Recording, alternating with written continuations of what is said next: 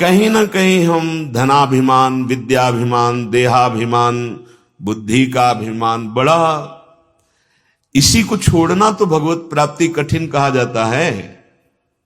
भगवत प्राप्ति बिल्कुल कठिन नहीं है।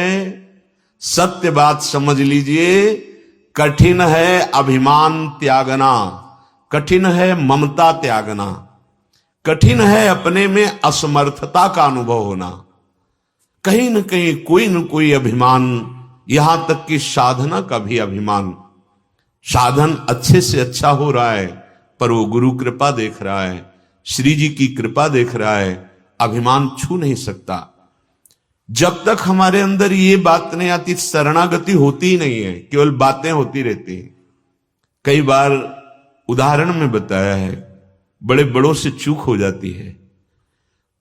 भगवान की विशुद्ध भक्त हैं द्रौपदी जी, कोई संशय नहीं है, लेकिन जब दुशासन महल में जाकर के उनके केश पकड़ता है, वो बार बार विनय कर रहे हैं कि तुम मेरे निज बंधु हो, हमारे हो, तुम्हें ऐसा व्यवहार नहीं करना चाहिए। आखिरकार ताऊ के पुत्र, अपना ही तो घर है, तो ऐसा व्यवहार क्यों कर रहा है दुशासन? तुझे पता होना चाहिए मैं एक वस्त्र में हूं, रजस्वला हूं, तुझे स्पर्श भी नहीं करना चाहिए। पर वो धूर्तता की हद करके कटुवचन बोलता हुआ केस घसीटता है। उस समय क्या स्मरण आया द्रौपदी जी को? ये शरणागति की बात है, बहुत सूक्ष्म विषय है। उनको याद आया कि अगर सभा में भी ले जाएगा तो मेरे 5 महाबली पति हैं, महाबली हैं। अगर कहीं वो धर्म से चलने वाले अपने को हार चुके हैं और मेरा सहयोग नहीं करेंगे, तो परम तपस्वी, अखंड ब्रह्मचारी, महामहिमा में युक्त, धर्म की सूक्ष्मता को जानने वाले भगवान के परम भक्त हैं। वैष्णव, 12 वैष्णवाचार्यों में भीष्म जी भी हैं। वो भला हमारा इस तरह का अपमान क्यों सहन कर सकते हैं? जो हमारे पिता के समान हैं, महाराज धृतराष्ट्र ऐसा कैसे सहन कर सकते हैं? द्रोणाचार्य ऐसा, कृपाचार्य ऐसा। एक बार भी ये बात नहीं आई कि मेरे श्री कृष्ण, हमसे चूक होती है, हम उपासक होते हैं, भक्त होते हैं, पर हमें पहले बाहरी सहयोग पर विश्वास होता है। ये सुधार करने की बात है आत्मसमर्पण में। सभा में पहुंचती हैं, बड़े ही कटु वचन बोले जाते हैं, अपवित्र वचन बोले जाते हैं।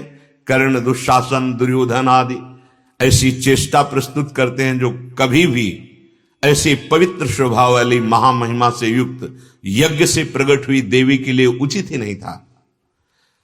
अब भी भगवत स्मरण नहीं हुआ। पतियों की तरफ देखा, ग्रीवा झुकाए हुए हैं।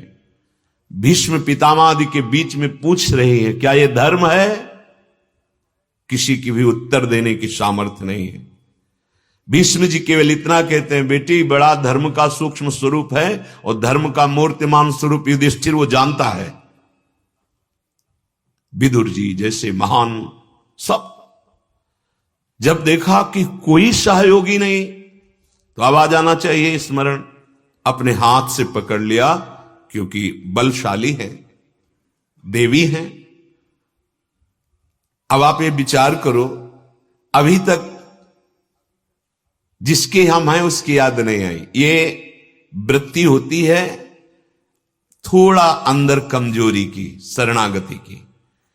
जब देखा भुजाएं थकित हो रही, 10,000 हाथियों का बल रखने वाला दुशासन खींचता, जबरदस्ती कर रहा, दांतों से पकड़ लिया। हाथ और दांत भी जब असमर्थ हो गए तो छोड़ दिया और हे कृष्ण द्वारिका वासिन, हे गोविंद, बस बोलना था। यहीं से भगवान का अवतार हो गया, वस्त्रावतार। अपार बढ़ता चला गया चीर, और यहां बाजू से चीर नहीं हटा पाया, मूर्छित होकर गिर गया। हम कुछ ऐसी ही गलती करते हैं। यद्यपि वो महामहिम है, वो हमारे लिए उदाहरण प्रस्तुत कर रहे हैं। जब तक हमें कोई अन्य बल होता है, तब तक हम अपने को पूर्णतया भगवान के आश्रित नहीं कर पाते हैं। ये हमारी बहुत बड़ी त्रुटि है और इसी त्रुटि से हमको अगर कहीं आखिरी हद तक अन्य आश्रय लिया, अगर प्रारंभ में भी उसी समय, तो कुछ और ही चमत्कार हो जाता है। बस हमसे यही चूक होती, जहां हमारे में अन्य आश्रय का, तो हमारे लालजू महाराज श्री कृष्णचंद्र जी देखते रहते, इनका स्वभाव है, क्योंकि शब्दम प्रि शब्दम उपजाए, सब प्रभु के प्रकट किए हुए, प्रभु का किसी से राग द्वेष नहीं है। आप जैसी भावना करते हैं वैसे ही प्रभु आपके साथ लीला करते हैं।